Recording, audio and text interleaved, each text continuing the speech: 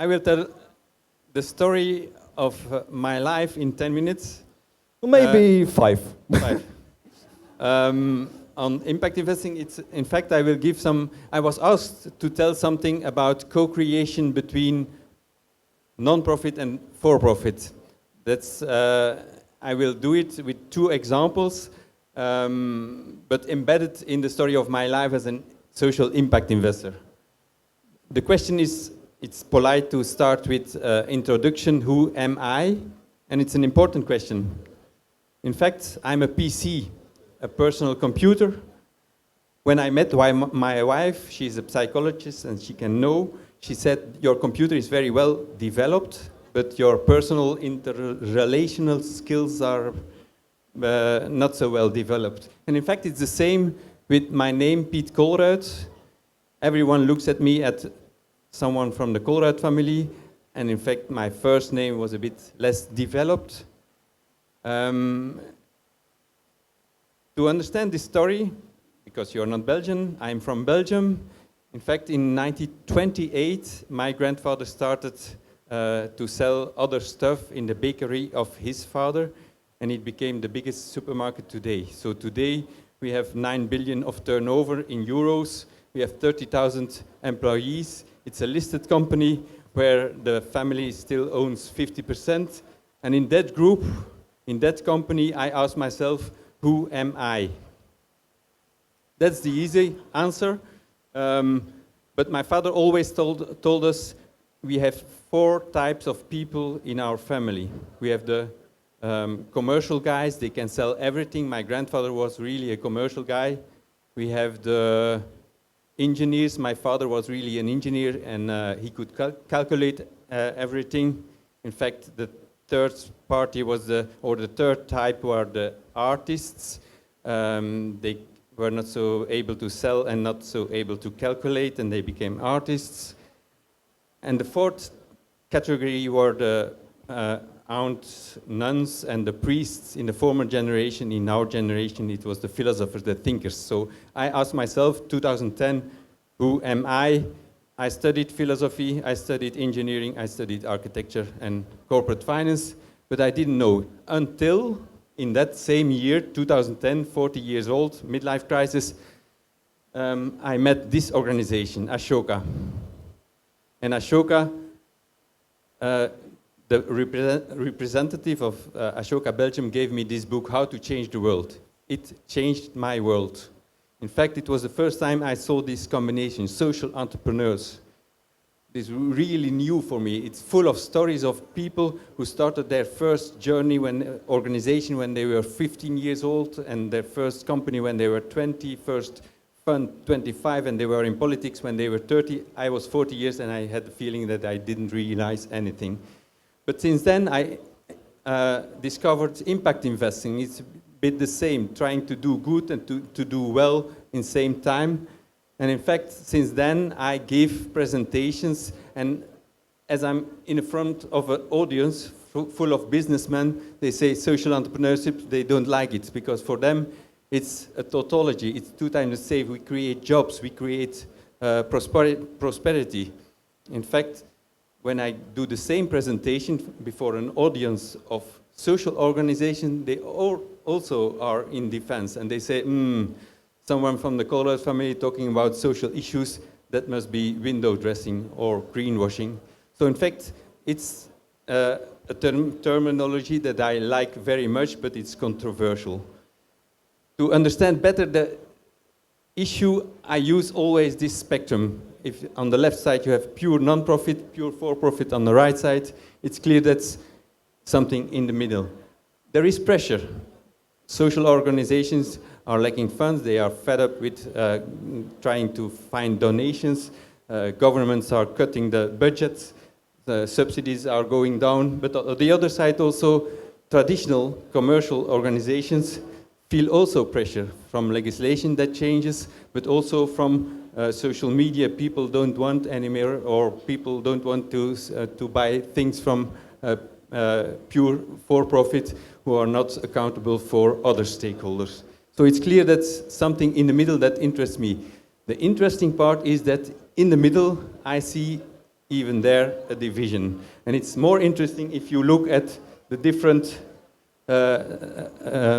6 different combinations where you see more and more non-profits are trying to find other revenue income generating models, and the pure for-profit sometimes do it for the CSR, but the most interesting is in the middle. From impact only, finance only, we see that more and more it's impact first and finance first. It's not the same, and for me this was the eye-opener. In the middle there are 2 types of theory of change. How can you maximize the impact? And that's what I discovered. So traditional non-profits are on the left side. On the right side you have traditional investments. It's clear that there is a gap between them, and that's what social entrepreneurs are more a bit on the left side of the dotted line. Impact investing is there. That's the place where I want to be, investing in social entrepreneurs. First example I wanted to give is on food industry. In fact, Tobias Leenaert is one Ashoka fellow who promotes vegetarianism, veganism. So he promotes plant-based food, not by saying that you are a murderer if you eat meat, but by saying there are 4 advantages to eat less meat. One thing is, okay, it's healthy for the people, it's more good for the climate, it's also the only way to have 10 billion people feed in the world. It's also good for the animals. So I invited him. He created EVA, Ethical Vegetarian Alternative, to promote Thursday Veggie Day. In US it's Meatless Monday. So 1 day without meat is the same as 1 million cars less in Belgium just on the carbon emissions. So I invited him to the Colruyt supermarket, where in fact it's the biggest butcher in Belgium. The management was sitting there and in defense, and they didn't like the story that meat consumption will go down. I asked him, okay, they decided after 2 years they saw growth every year, 10%, but this guy was telling that meat consumption will go down. And it's a fact. In Belgium, the meat consumption goes very rapidly down. We decided the new factory is 30% smaller, and we decided to have 2 production lines, one for meat, one for veggie products.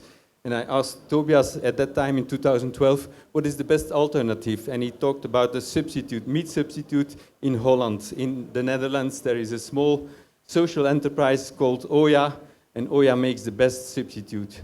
And in fact, we invested in it, and it's growing very well. We sell it in all our supermarkets. That's a story where we see that a social entrepreneur inspires, give an example of a social enterprise, and it is really a business opportunity also for a big company. The other example I wanted to give is on renewable energy and climate change, where we see a bit the same interaction between the right side and the left side, but there it's the opposite. We started in Colruyt, we wanted to be carbon neutral on electricity production, not by buying green electricity, but by producing it ourselves. We were the first investing in windmills in Belgium, and we saw, okay, we want to do more, but it's difficult to get permits. It's not the financial problem, it's not the technical problem, but to get the permits. Everyone likes windmills, but no one wants it in their backyard. That's why we started to invest in a cooperative where the citizens, the neighbors can invest in windmills, and we see that everywhere we do it, and they can have savings, they can have an interest, they can have a dividend of 4%, people become to be interested. Another way of doing it is investing offshore in the sea. There are no neighbors, there are no complaints about the noise or the shadow, and we started to invest in offshore wind 7 years ago.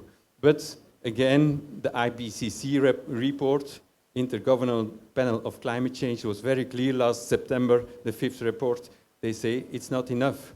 We have to change in 11 years completely the energy system. That's why I started, inspired by an Ashoka Fellow in Belgium, a climate case. And in fact, it's suing the government.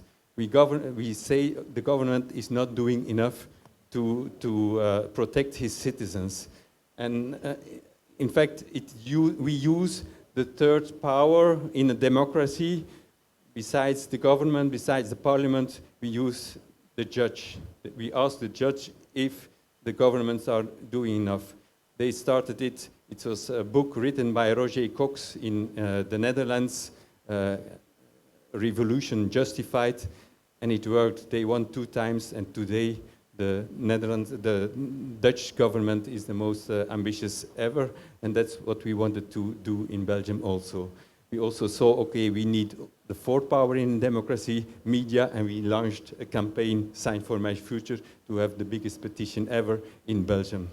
So there it was inspired by what we were doing as an investor. We thought, okay, we can make a social enterprise, but it's not enough. Sometimes we need a non-profit organization to really go further, to have donation money to spread the world.